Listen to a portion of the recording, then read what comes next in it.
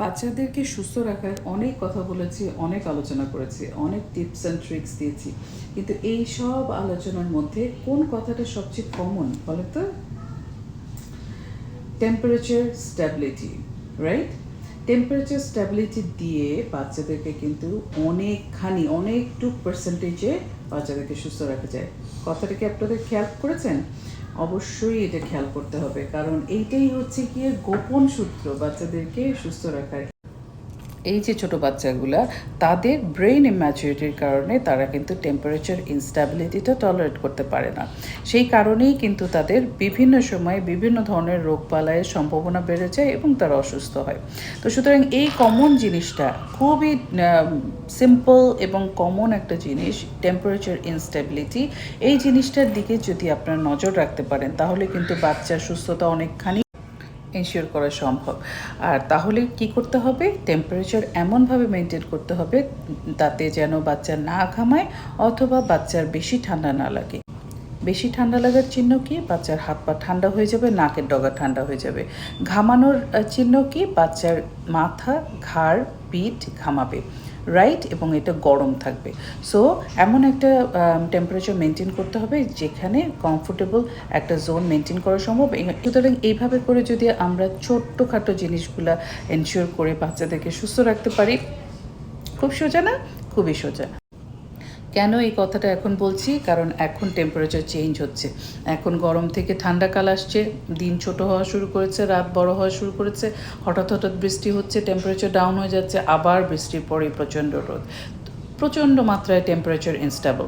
তো এই জিনিসটাতে বড়রা যতটুকু অ্যাডাপ্ট করে নিতে পারে, বাচ্চারা একেবারেই পারে না।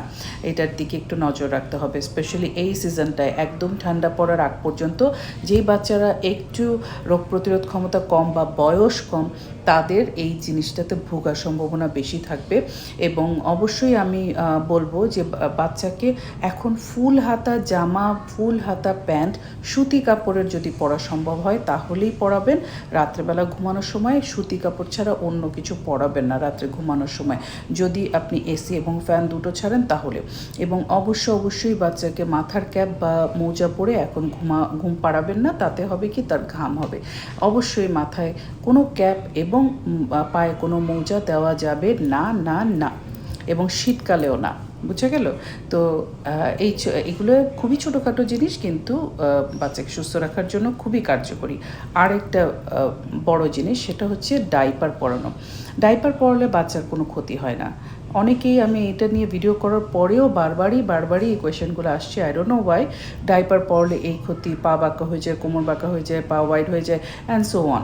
ডাইপার পরলে কোনো প্রবলেম নাই, আনলেস যে আপনি সুন্দর ডাইপার ক্রিম দিয়ে ওকে প্রপার সাইজের ডাইপার পরান এবং সময় মতো ডাইপারটা আপনি চেঞ্জ করে দেন। সময় মতো বলতে কি বুঝিয়েছি? বাচ্চা প্রস্রাব যদি 3 বার করে তাহলে অবশ্যই ডাইপার চেঞ্জ করতে হবে, এবং একবার পায়খানা করলেই সাথে চেঞ্জ করে দিতে হবে। তাহলে পরে ডাইপার রিলেটেড যে অ্যাডভার্স এফেক্টগুলো বা খারাপ দিকগুলো সেগুলো কিন্তু আর হবে না। ঠিক আছে? ডাইপার থেকে বাচ্চার কী হয়? টেম্পারেচারটা ঠান্ডা হয়ে যাওয়া, মানে এই যে প্রস্রাব করছে, পায়খানা করছে, এই রিলেটেড যে প্রবলেমগুলো সেগুলো কিন্তু বাচ্চার হওয়ার সম্ভাবনা কমে যায় ডাইপার পরার কারণে। এবং মারও একটু হ্যান্ডস ফ্রি হয়, যে এই দিকটা সে একটু ওভারলুক করতে পারছে, বাচ্চাকে অন্য দিক দিয়ে একটু টেক কেয়ার বেশি করতে পারছে, তাই না? কারণ এই সময়টায় হয় কি, বাচ্চাদেরকে বুকের দুধ খাওয়ানোটা স্ট্যাবলিশ করাটা ছোটো বাচ্চাদের এটা মেজর কাজ থাকে। এবং 6 মাসের উপরের বাচ্চাদেরও কিন্তু তোলা খাবার, যেটি সলিড খাবারের যে ট্রানজিশনটা, সেই দিকে খেয়াল রাখা বেশি জরুরি হয়। এগুলো কথা বলছি কোন বাচ্চাদের? 1 বছরের নিচের বাচ্চাদের স্পেশালি। ওকে, মনে থাকে যেন এই ছোটোখাটো জিনিসগুলো না বইয়ের মতো, চ্যাপ্টারের মতো মনে রাখবেন, তাহলে পরে আর কোনো অসুবিধা হবে বলে আমি মনে করি না। আপনার 1 বছরের নিচের বাচ্চা এইভাবে সুন্দর করে বড় হয়ে যাবে সুস্থভাবে। বাকি আল্লাহ ভরসা। অনেক ভালো থাকবেন, সুস্থ থাকবেন এইভাবে বাচ্চাকে মেনটেন করে। খুদা হাফেজ।